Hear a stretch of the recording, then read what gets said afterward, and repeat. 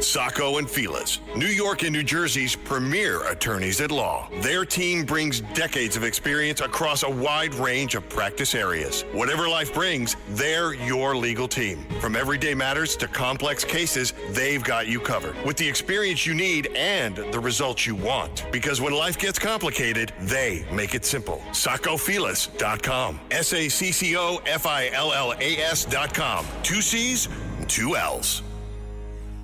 Listen, all you New Yorkers. Excuse me, taxi. Okay, man, we're looking around. This is the 77 WABC minicast.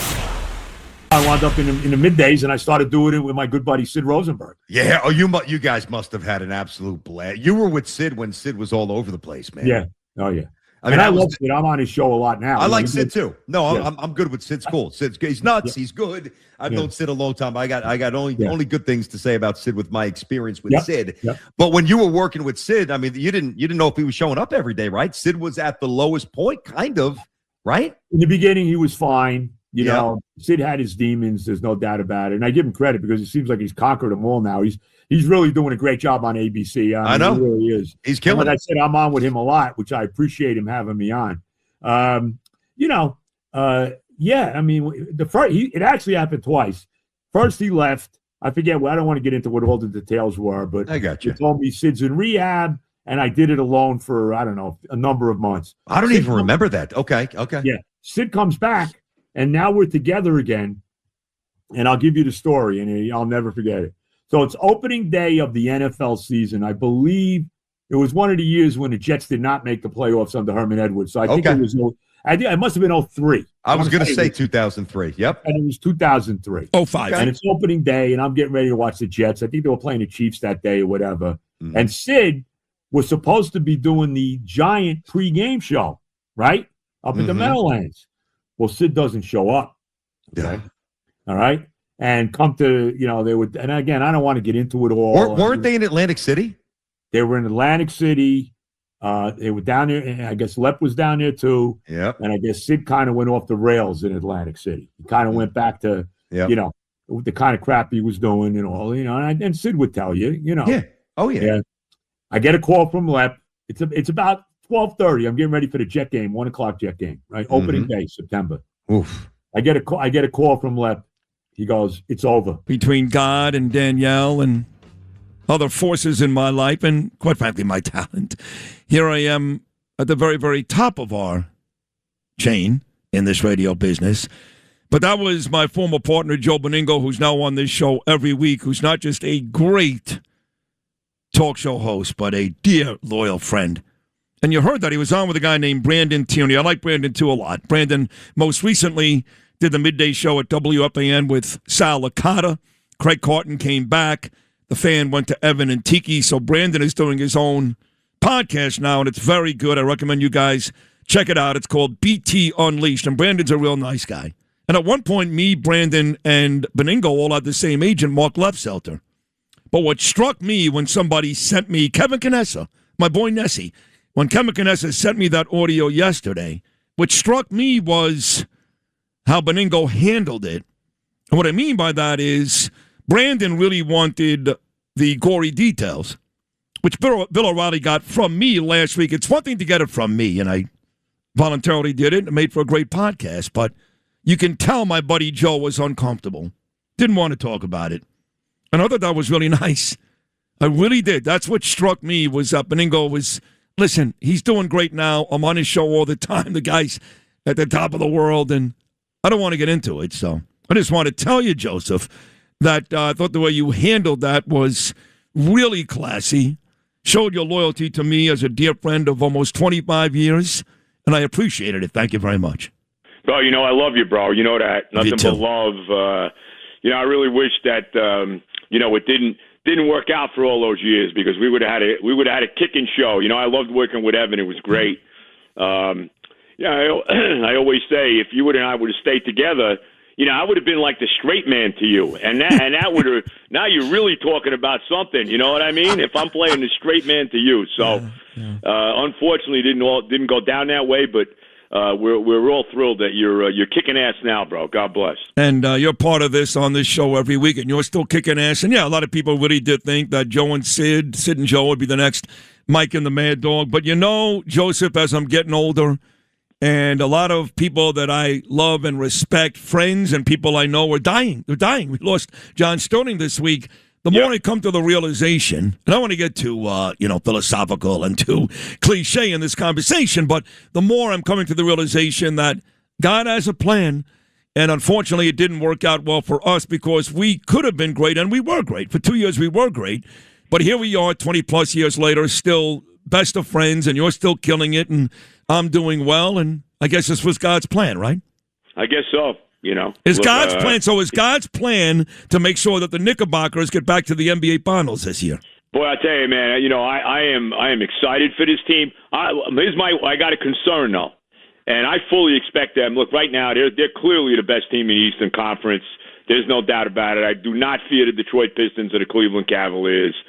But what happened last night that scares me is OG Anunoby went down with an injury. Now I still don't know exactly what the deal is with him. I've heard, watching the post-game show, I've heard it might be a hamstring, something like that. But he's been unbelievable. I mean, he's the modern-day Dave DeBusschere for this team. I mean, he's been unbelievable, both ends of the floor. He had a big game again last night. And that concerns me, I have to say. It really does. No, because you'll need him to get by Detroit. We should be Cleveland. I don't know. We'll see. The lines in those games are somewhere between 2 and 4. So Vegas seems to think that Cleveland will be competitive even on the road, although Detroit did win by double digits in game one. But they'll need him in that next round. And, you look at the job, for example, that RJ did for Toronto and that 7-game loss to Cleveland in round one. And quickly, those guys are still very good players, but I think you'd agree that this turned out to be a great trade for the Knicks. Look, Leon Rose has done a spectacular job. You never see the guy. He really took the Knicks out of the 20-year abyss that they were in, and he made every move he's made. I mean, the entire starting lineup, Sid, is not homegrown Knicks. I mean, he signs Jalen Brunson to a free agent contract. Turns out to be one of the great free agent contracts in the history of sports. Forget about just in New York. He makes the OG Anunoby trade, like you said, for Barrett and Quickly. He makes the Karl Anthony Towns trade. And I love Dante DiVincenzo and Randall, and look how that's turning out. He steals Josh Hart from Portland. He makes the Mikal Bridges trade. That's the one. See, that's the one. Yeah, that's the one. Stephen A. Smith is. You know what, bro? Look how he's played the last. No, he's played well. He was huge again last night. Yes. How about the defense on Maxey that he played? Not to mention he scored 18 points and hit a monster basket with the Knicks up, clinging to a 4-point lead in the closing minutes of the game last night. A huge shot to put him up 6. You got to look at that. I mean, Leon Rose has done a magnificent job with this team. No, he has, and I'm going to have Stephen A. Smith on this show in about an hour. He's a regular now. He likes to come on and talk politics, so he said, do me a favor. You had Christopher Mad Dog Russo on yesterday, which I did, and Doggy and I had a lot of fun talking about my new Yankees, but I said, I only want to talk politics when I come on with you. I enjoy doing that, like you do occasionally. I said, okay, fine, Steve, but we'll still talk about the Knicks. He hates the Bridges trade because of all the draft choices, but you're right. He's been great the last couple of games, and if OG turns out to be a little more seriously injured than we know at this point, then Mikal will even be more important. So you believe the Knickerbockers are on their way to the Eastern Conference Finals? Oh, yeah. I think they're – look, bro, if Anunoby's healthy, there's no reason they shouldn't win the championship. I mean, let's be real. I mean, this is wait. There was a reason. There was a reason. It's called Oklahoma City. Okay, but I mean, everybody goes nuts about. I don't know. Oklahoma City is tremendous. Okay, they're great. I don't know if they're the Bill Russell Celtics or the Michael Jordan Bulls. You know what I mean? I don't know about that, or the Magic Johnson, Kareem Abdul-Jabbar Lakers. I'm not sold on that yet. Okay, so I look at this starting 5 that the Knicks have right now. Okay, and you know me, I've been a Knicks fan since 1962. I saw Richie Guerin and Johnny Green play. People don't even know who these people are. Okay, all right. This is how far back I go, to the old Garden. My father used to take me to the doubleheaders. That the NBA, believe it or not, NBA doubleheaders. You see the Lakers Celtics in Game 1, and then the Knicks playing whoever in the next game. So I go way, way back with this team. Okay, this is the best starting lineup I've seen the Knicks have since the championship teams. I mean, Patrick Ewing. And we love those teams, and they gave us a lot of aggravation, a lot of pain too. But they went to the finals a couple times. Patrick Ewing never had the starting lineup this team has now. God, no. Not even close. I mean, it's not even close. bro. You had guys on those teams that you loved. You loved Charles Oakley. You loved Anthony Mason. And John Starks had his moments where he was a legitimate superstar, but he was not really a superstar. I mean, you could make the argument, as you said, got to the NBA Finals twice, losing in 94, of course, to the Rockets, and 99 to San Antonio, that Patrick Ewing never really played along one All-Star. Not one. No. And this team is how many guys can kill you on this team, bro?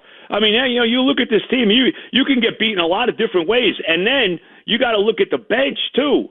I mean, they got a pretty good bench. You look at McBride, you look at Clarkson, obviously Mitchell Robinson. I thought it was funny last night. Mitch didn't play last night.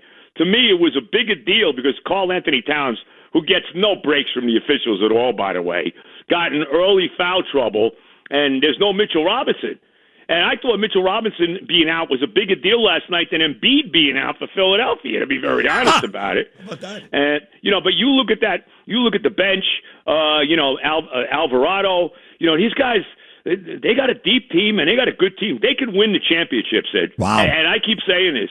And again, we need Anunoby healthy, but if they don't win that, what are they winning, Sid? You tell me, if they don't win a title this year, this team, when the hell are they winning one? That's a fair question. The Marine Toys for Tots foster care program is bringing hope to children who need it most. Every 2 minutes, a child enters foster care, often with only a small bag of belongings. More than 400,000 children face trauma and uncertainty, many before age 8. This May, during Foster Care Awareness Month, Toys for Tots is creating Room for Joy. In 2025, nearly 375,000 children received comfort through toys, books, and essentials, reminding them they are not alone. Donate now and change a child's life.